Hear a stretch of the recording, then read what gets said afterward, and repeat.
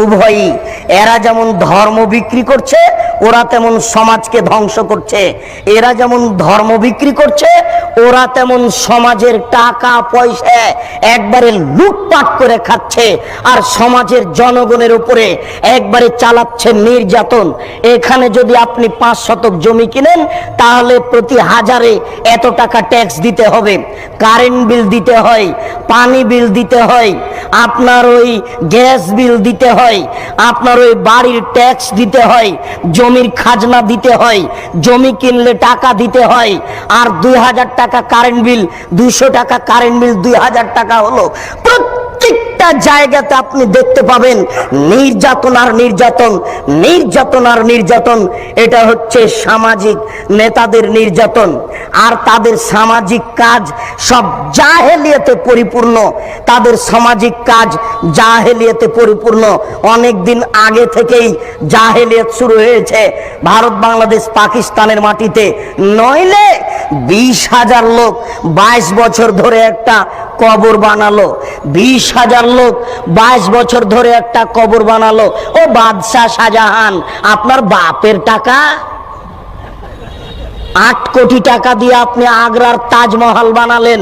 সেই কালে 8 কোটি টাকা দিয়ে সারা বাংলাদেশ, ভারত, পাকিস্তানের প্রত্যেকটা জেলাতে একটা ইসলামী বিশ্ববিদ্যালয় করা যেত। টাকা কার? কে জবাব দিবে? লালন শাহর নামে সেতু হলো কেন? কুষ্টিয়ার পাকশি সেতু হবে, আমার টাকাও সেখানে আছে। লালন শাহ আবার কে? হিন্দু কি মুসলমান আমি নিজেই জানি না। কার নামে আমার সেতু হবে? মানে কারো বাপের টাকা নাকি? এটা আমার টাকা। নিজের বাপের টাকা দান করে লালন শাহ সেতু করতে হবে। সাবধান থাকুন ও বাদশাহ শাহজাহান, টাকার জবাব দিতে হবে। স্ত্রী মারা গেছে, কবর দিয়ে রেখে আসেন বেটা। 8 কোটি টাকা দিয়ে স্ত্রীর কবর বানান মানে 20,000 লোক 22 বছর কাজ করে। কি দেখাতে চাচ্ছেন আপনি? ভাবছেন কি? কয়দিন সময়?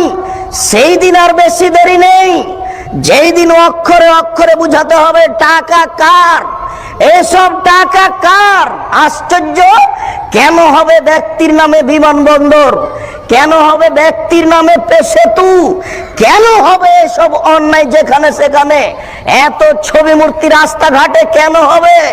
আমি মূর্তি গড়তে এসেছি, আমি মূর্তি ভাঙতে আসি, আমি মূর্তি গড়তে আসিনি, আমি মূর্তি ভাঙতে এসেছি। আমি মুসলিম চির রণবীর, আমি মরণকে করি না ভয়। মরলে শহীদ, বাঁচলে গাজী, আমার উভয় সমান। আমার জেল যতটুকু, সেল ততটুকু, বাইরে যতটুকু, ভিতরে ততটুকু, জেলে যতটুকু, সেলে ততটুকু, বাহিরে যতটুকু, ভিতরে ততটুকু। আমি মুসলিম চির রণবীর, মরণকে করি না ভয়। আমি মাথায় করে মূর্তি রাস্তায় নিয়ে যেতে পারি না। তুমি কাপুরুষ, তুমি কাপুরুষের বাচ্চা। তোমার শরীরে পুজ আছে, তোমার শরীরে পুজ আছে, তোমার শরীরে রক্ত নেই। তোমার শরীরে যদি রক্ত থাকতো তাহলে এটা মুসলিম রক্ত, এটা হচ্ছে মুসলিম গোশত, এটা মুসলিম রক্ত, এটা মুসলিম গোশত, এটা হচ্ছে ইব্রাহিমের রক্ত। ইব্রাহিম আলাইহিস সালাম লাথি মেরে ছবি মূর্তি ভেঙে চৌচির করেছেন। আমার নবী মুহাম্মদ সাল্লাল্লাহু আলাইহি ওয়াসাল্লাম লাঠি হাতে করে কাবা ঘরে ঢুকলেন, ঢুকে বলছেন জাল হক এসেছে সত্য, ওয়াজাহাকাল বাতিল চলে গেছে মিথ্যে, ইন্নাল বাতিলা নিশ্চয় মিথ্যে, কানা জাহুকা চিরদিন মিথ্যে। এই বলে লাথি মেরে সব বাপের ছবি মূর্তিকে ভেঙে চৌচির করে দিলেন। আর আপনি কাপুর সন্তান, মাস্টার ডিগ্রি পাস ছেলে, আপনি কি করে রাস্তাঘাটে মূর্তি তৈরি করলেন? আপনি কি করে ঢাকা বিশ্ববিদ্যালয়ের মাঠে, রাজশাহী বিশ্ববিদ্যালয়ের মাঠে, যেখানে সেখানে মূর্তি তৈরি করলেন? আপনার শরীরে রক্ত নয়, ওগুলো পুজ আছে, ওগুলো হাসপাতালে গিয়ে বের করে ফেলেন, ওগুলো দিয়ে লাভ হবে না। এই বিদ্যা দিয়ে লাভ হবে না। সামাজিক কুসংস্কারে একবারে সমাজ পরিপূর্ণ হয়ে আছে। সামাজিক কুসংস্কারে সমাজ একবারে পরিপূর্ণ হয়ে আছে। আশ্চর্য, সারা বাংলাদেশে রাস্তাঘাটে ল্যাংটা মেয়েকে সাজিয়ে দিয়ে লাকসাবান বিক্রি করা হচ্ছে। এটাই হচ্ছে জাহেলিয়াত। টিভিতে অন করলেই চলে আসে ল্যাংটা মেয়ে পাউডার বিক্রি করছে, এটাই হচ্ছে জাহেলিয়াত। টিভি অন করলে দেখা যায় নগ্ন মেয়ে চলে আসছে, দাঁতের মাজন বিক্রি করছে, এটাই হচ্ছে জাহেলিয়াত। আপনার এই টিনগুলিতে আছে ছবি মূর্তি গরুর, এটাই হচ্ছে জাহেলিয়াত। জায়নামাজে আছে কাবা ঘরের ছবি, এটাই হচ্ছে জাহেলিয়াত। মসজিদের মেহরাবের দুই দিকে লেখা, দুই দিকে আছে কাবা ঘরের টাইলস, এটাই হচ্ছে জাহেলিয়াত। মেহরাবের ডান দিকে আল্লাহ, বাম দিকে মোহাম্মদ, এটাই হচ্ছে জাহেলিয়াত।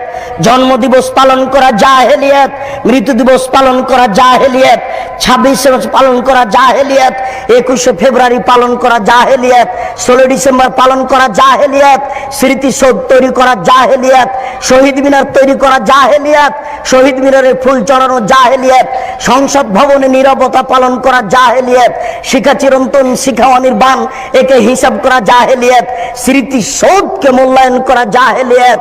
শুনুন, 31st নাইট হচ্ছে জেনার রাইট। ঢাকা শহরে সেদিন জেনা হয়, এই 31st নাইট হচ্ছে জেনার রাইট। চিটাগাংয়ে জেনার রাইট, সারা বিশ্বের বড় বড় শহরে জেনার রাইট। এই জেনার রাইটকে মূল্যায়ন করা হচ্ছে জাহেলিয়াত। পহিলা বৈশাখ আমি কি হিন্দুর বাচ্চা? আমি তোকে কবর দিতে এসেছি। আমি আবার ওই ইলিশ মাছ রান্না করে নিয়ে পান্তা ভাত নিয়ে বট গাছের নিচে খাবো কেন? আমি কি অমুসলিম? আমি কি হিন্দুর ঘরে জন্ম নিয়েছি? একে মূল্যায়ন করা হচ্ছে জাহেলিয়াত। রাস্তাঘাটে ছবি মূর্তি তৈরি করা জাহেলিয়াত, একটা আর একটার নামে চালু করে দেওয়া জাহেলিয়াত। এই সমাজে জাহেলিয়াত পরিপূর্ণ হয়ে আছে। এগুলো হচ্ছে জাহেল নেতাদের কাজ। এবার আসেন একটু হুজুরের অবস্থা। হুজুরের অবস্থা বড় জটিল। সামাজিক জাহেলিয়াতের চেয়ে হুজুরের অবস্থা অনেক অনেক অনেক বেশি কঠিন। বুঝতে পারলাম না। আমার রাজশাহী নওদাপাড়া মাদ্রাসার পাশে লেখা আছে, নওদাপাড়া মাদ্রাসার পাশে দুটা সাইনবোর্ড দেওয়া আছে যে ওরসে পাক আপনার ওই শাহচন্দ্রপুরী। সারা বাংলাদেশে যে ফেস্টন ব্যানার দেওয়া হয়েছে, এই সারা বাংলাদেশের ব্যানারের পিছনে কয়েক কোটি টাকা খরচ আছে। আপনাকে বুঝে নিতে হবে, এটাই ধর্মের নামে জাহেলিয়াত।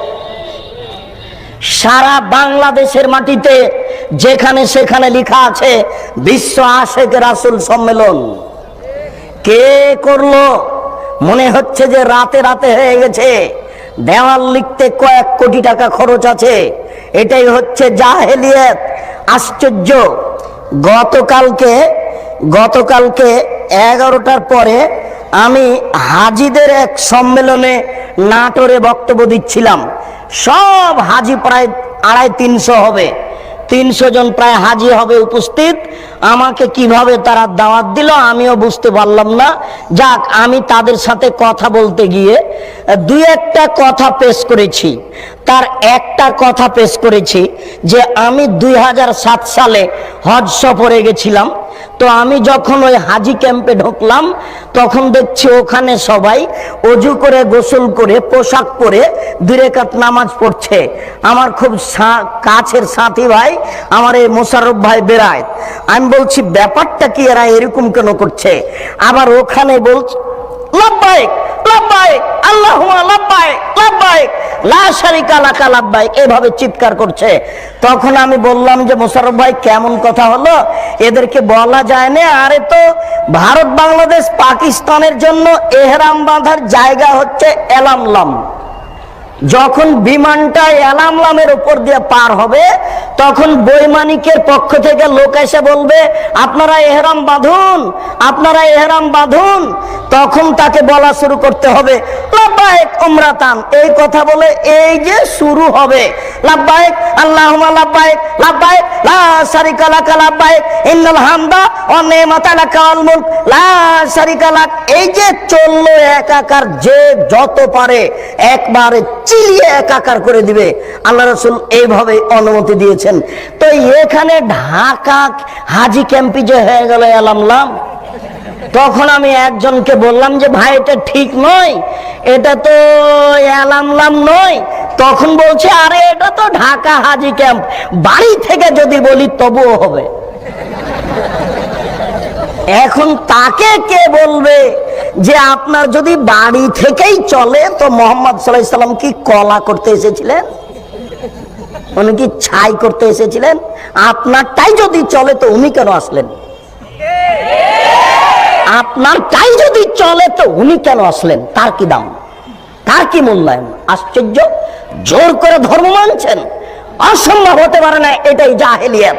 সারা বাংলাদেশে যেসব দেওয়ানবাগি চলছে এটাই হচ্ছে জাহেলিয়াত।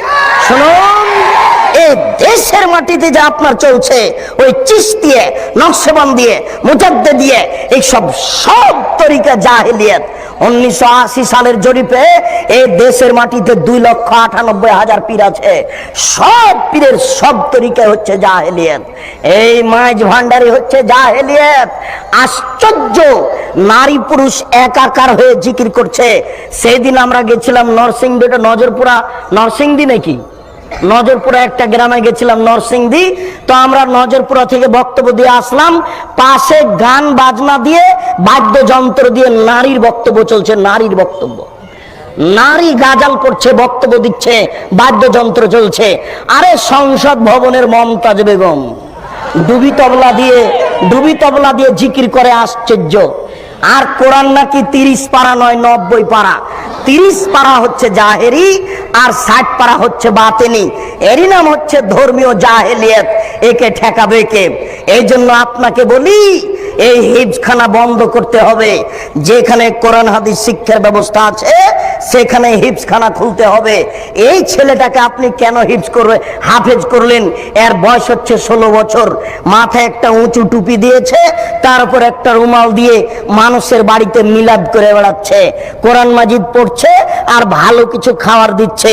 200 টাকা পকেটে দিয়েছে, একবারে খুশি হয়ে গেছে, চিৎকার করে আমার বাপের নামে দোয়া করে চলে আসলো। এ জাতির কি করতে পারে? যে চলিসা করে বেড়াই, যে কুলখানি করে বেড়াই, যে মানুষের দোকান উদিয়ে করে, আপনার উদ্বোধন করে কোরআন মাজিদ পড়ে, যে মানুষের বাড়ি উদ্বোধন করে কোরআন মাজিদ পড়ে, সেই হাফেজ দিয়ে কি হবে? সেই হিফজখানা বন্ধ করতে হবে। এই সামাজিক জাহেলিয়াত, এই ধর্মীয় জাহেলিয়াতের জন্য এই 3 নম্বর শ্রেণীর ছেলে দিয়ে হবে না। একেবারে বলিষ্ঠ কণ্ঠের, একেবারে নির্ভীক সেনা, যার অন্তরে কোনো ভয় ভীতি থাকবে না, যার বিদ্যের সামনে পৃথিবীর কোনো বিদ্যা টিকবে না। জাকির নায়েকের মতো পৃথিবীর কোনো বিদ্যা তার সামনে টিকবে না, এবং নির্ভীক সেনা হবে। আমি মুসলিম চিররণবীর, মরণকে করি না ভয়, মরলে শহীদ বাঁচলে গাজী। এই কণ্ঠ নিয়ে যে মাঠে নামবে সেই জাতির উপকার করতে পারে, সেই এই সামাজিক কুসংস্কার বন্ধ করতে পারে, সেই এই ধর্মীয় কুসংস্কার বন্ধ করতে পারে। তাছাড়া এইসব হাফেজ দিয়ে কাজ হবে না। এ তো মানুষের দোকান উদ্বোধন করে, এ তো মানুষের বাড়ি উদ্বোধন করে। এর দ্বারা শরীয়তের কি আশা করা যেতে পারে? শুনুন, ওই পশ্চিম দিকে গাধাতে ইট বহে। গাধাতে কি বহে? ইট বহে। ভ্যান যেখানে যেতে পারে না, গাধা সেখানে যেতে পারে। অনেকগুলি ইট আপনি গাধার উপরে চাপিয়ে দিয়েছে, এরপরে যেখানে নামাতে হবে সেখানে গাধা চলে গেল। এবার আপনি কি করেছেন? আপনি বইয়ের দোকানদার, অনেকগুলি কোরআন মাজিদ তার উপরে তুলে দিয়েছেন। ও চলে গেল আপনার কোরআনের দোকানে। তো গাধা কি জানতে পারলো যে এখন কোরআন না ইট? ও তো জানতে পারলো না যে আমার পিঠে কোরআন আছে না ইট আছে। তো যেই ব্যক্তি শুধু কোরআন মুখস্থ করলো, দাওয়াত খেয়ে বেড়ালো, এ তো বুঝতে পারলো না যে কোরআন। এই কোরআনের ভিতরে আছে জাল হক এসেছে সত্য, ওয়াজাহাকাল বাতিল চলে গেছে মিথ্যে, ইন্নাল বাতিলা নিশ্চয় মিথ্যে, কালা জাউকা। এই দেশের জাহেলিয়াতকে লাথি মেরে ডুবিয়ে দিতে চাই, এই দেশের অন্যায়কে যে কোনো মূল্যে উৎখাত করতে চাই। আল্লাহ তুমি বড় দয়াবান, তুমি বড় রহমান, তুমি বড় ক্ষমাশীল, তুমি তুমি বড় শক্তিশালী, তোমার শক্তির দরবারে আশাধারী হয়ে বলছি, আমি বন্ধা হলে কি হবে, আমার স্ত্রী বন্ধা হলে কি হবে, আমার বয়স 80 হয়েছে তাতে কি হবে, আমার স্ত্রী বন্ধা হলে কি হবে, এমন একটি ছেলে তুমি দান করো যেই ছেলে এরকম বিদ্যা অর্জন করবে এবং যে কোনো অন্যায়ের বিরুদ্ধে লড়ে পড়বে, জেল সুলি ফাঁসির 5 পয়সা দাম দিবে না, এরকম ছেলে একটা তোমার দরবারে দাবি রেখে সামনের দিকে আগাচ্ছি। আলেমদের অবস্থা। আনাস রাদিয়াল্লাহু তাআলা আনহু বলেন, রাসূল সাল্লাল্লাহু আলাইহি ওয়াসাল্লাম বললেন, রাআইতু লাইলাতান উসরিয়া বি, আমি এক রাতে একদা আমি নিজেকে দেখলাম জিবরাইল আমাকে উপর দিকে নিয়ে চলে যাচ্ছেন। আমাদের নবী বলছেন, জিবরাইল একদা আমাকে উপর দিকে নিয়ে চলে যাচ্ছেন, যেতে যেতে দেখি অনেক মানুষ, তুকরাজো সাফা হোমবে মাকারে জামিনান্নার, যাদের ঠোঁট এবং জিহ্বাকে আগুনের কেঁচি দিয়ে কেটে দেওয়া হচ্ছে। আমি বললাম, জিবরাইল মান হাউলায়, এরা কারা? হায় হায়, যাদের ঠোঁট এবং জিহ্বাকে আগুনের কেঁচি দিয়ে কেটে দেওয়া হচ্ছে, এরা কারা? তখন জিবরাইল আলাইহিস সালাম বললেন, হাউলায়ে খুতবাউ মিন উম্মাতিক, এরা হচ্ছে আপনার উম্মতের বক্তা, যারা বক্তৃতা করে বেড়ায়, তাদের ঠোঁট এবং জিহ্বাকে আগুনের কেঁচি দিয়ে কেটে দেওয়া হচ্ছে। বারবার বলছে কোরআন শরীফ, অথচ কোরআন শরীফ হবে না, কি হবে? কোরআন মাজিদ। তাহলে বক্তা দিয়ে কি হতে পারে? কোরআন মাজিদের শেষে যে দোয়া আছে 1 পৃষ্ঠা, সেটাও মানুষ রচিত। তাহলে আলেম দিয়ে কি হতে পারে? কোরআন তেলাওয়াত শেষে সাদাকাল্লাহুল আজিম বললে এই আলেম দিয়ে কি হতে পারে? যে ব্যক্তি মানুষের মতামতকেই বলে চূড়ান্ত, সেই ব্যক্তি দিয়ে কি হতে পারে? আল্লাহ রাসূল বলছেন, আমি দুনিয়া থেকে চলে গেলাম, দুটি জিনিস রেখে গেলাম, কোরআন এবং আমার হাদিস। কি করে ব্যক্তির কথা এখানে আসতে পারে? বড় হুজুরের কথা কি করে আসতে পারে? পীর সাহেবের কথা কি করে আসতে পারে? বুজুর্গানের দিনের কথা কি করে আসতে পারে? পৃথিবীর কোনো মানুষের কথা গ্রহণীয় হবে না, শুধুমাত্র একজন মানুষের কথা গ্রহণীয় হবে, যার নাম মুহাম্মদ সাল্লাল্লাহু আলাইহি সাল্লাম। তিনি বলছেন, শোনো, লাউ কানা মূসা হাইয়ান, আজ যদি মূসা আলাইহিস সালাম জীবিত হন, পীর সাহেব তো দূরের কথা, বড় হুজুর তো দূরের কথা, বুজুর্গানে দিন তো দূরের কথা, এখন যদি মূসা আলাইহিস সালাম জীবিত হন, তারাক্তুমুনি, যদি তোমরা আমাকে ছেড়ে দাও, লাত্তাবাতুমুহ, আর তোমরা যদি মূসাকে গ্রহণ করো, তাহলে তোমরা লাসলালতুম, ভ্রান্ত হয়ে যাবে, তোমাদেরকে জাহান্নামে যেতে হবে। তোমার পীর সাহেব তো দূরের কথা, বুজুর্গানের দিন তো দূরের কথা, এখন যদি মূসা আলাইহিস সালাম জীবিত হন, মূসা, আর তোমরা যদি আমাকে ছেড়ে দিয়ে মূসাকে মানো, তাহলে তোমাদের সবাইকে জাহান্নামে যেতে হবে, কেউ টিকতে পারবে না। তাহলে আপনার পীর সাহেব বুজুর্গানের দিন কোনো ব্যক্তির এখানে প্রশ্নে আসে না, মাত্র একজন মানুষের কথা চলবে, যার নাম